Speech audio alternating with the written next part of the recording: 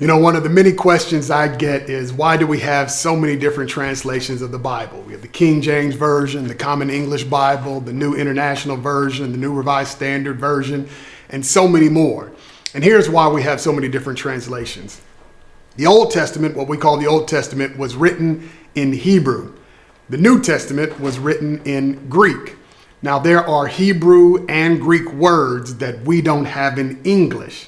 So translators have to take the closest thing. So here's the different ways the Bible is translated from Hebrew and Greek to English. There's the thought of you take it word for word, meaning you take every Hebrew word and find the closest English match to that word. That's one way. The New New Revised Standard Version does that. And then you have the thought for thought translation. And that is where we can't match every word exactly. So what is the thought? What was the writer trying to convey? And so instead of using word for word, we want to take that thought and translate it into English. Then you have some translations that try to do both.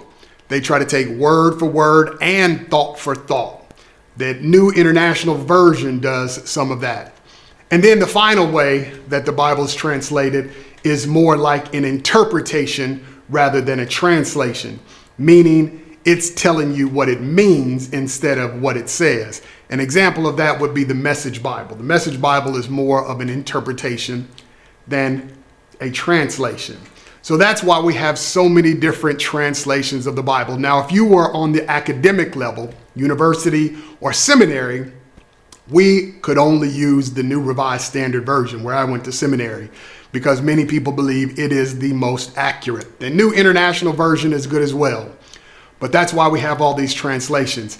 If you want to know more about the Bible, I wrote a book called What is the Bible and Who is it For? A book for beginners, skeptics, and seekers. And I answer questions like this, and you can buy this anywhere books are sold.